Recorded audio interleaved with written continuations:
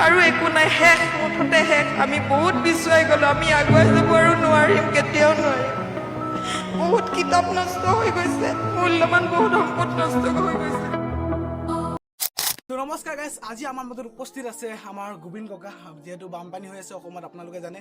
তো গোবিন ককাই কিবা ক'ব হেনো, কওক। নমস্কাৰ, জয় আই অসম। আজি এই গোবিন্দ হাজৰিকা আপোনালোকৰ শ্ৰীচৰণত অৰ্পণ কৰা ভাইৰেল। গোটেই ৰাইজে জানে যে গোবিন্দ ভাইৰেল, কিন্তু আজি আপোনালোকৰ চৰণত এভাগ গোহাৰি আৰু এভাগ আপত্তি দিবলৈ প্ৰস্তুত হৈছোঁ। ইয়াত যদি ক'ৰবাত ভুল ভ্ৰান্তি হয়, আকাৰ ঔকাৰ হুংকাৰ আপোনালোকৰ চৰণত ঠাই দি ক্ষমা কৰিব। এতিয়া ক'বলৈ আৰম্ভ কৰিছোঁ। চাওক ৰাইজ, পানী আমাৰ ইয়াতো শিৱসাগৰত পানীৰ উপদ্ৰৱত ৰাইজৰ শান্তি নাইকিয়া হ'ল। এটা মাথাউৰি 4 জেগাত ছিঙি ৰাইজৰ বিলাই নাই, ৰাইজ উপঙি যাবলগীয়া হৈ গ'ল। এতিয়া গোটেই আমাৰ উত্তৰ পাৰ দক্ষিণ পাৰ সকলোৱে নি সাহাৰ্য দিছে সেই ৰাইজক সাহাৰ্য দিছে। গৰু ক'ত, গাহৰি ক'ত, হাঁহ ক'ত, পাৰ ক'ত, মানুহ ক'ত, কোনো চিন-চকৰ নাইকিয়া হ'ল। জলৰ কাৰণে, পানীৰ কাৰণে। পানী, শিৱসাগৰ এৰিয়া গোটেই পানীৰ পৰা ৰাইজৰ শান্তি নাই, তত নাই, থাকিবলৈ জেগা নাই।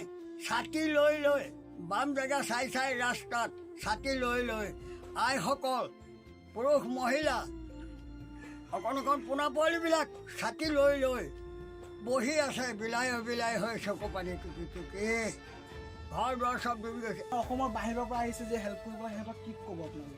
বাহিৰা দেশৰ পৰা গুজৰাট, মাদ্ৰাজ, বাংলোৰ এইবিলাকৰ আহি আছে এই পানীৰ বিধ্বস্ত শুনি। শিৱসাগৰ কি য'তেই পানী বিধ্বস্ত হৈছে, গুৱাহাটী কি সকলো আহিছে, আহি ৰাইজক সহায় কৰিম বুলি যি পাৰিছে লৈ আহিছে হাতত টোপোলা বান্ধি, যে ৰাইজক সহায় কৰিম। এই ডাঙৰ আশীৰ্বাদ, ডাঙৰ কৃতিত্ব, ভগৱন্তই তেওঁলোককো দয়া কৰক। মানুহে মানুহৰ বাবে যদি নাভাবে, ভাবিব কোনে? ফালে গুজৰি গুমৰি আহিলে বান, উটুৱাই নিলেহি গাঁওখন, সুখৰে ঘৰখন।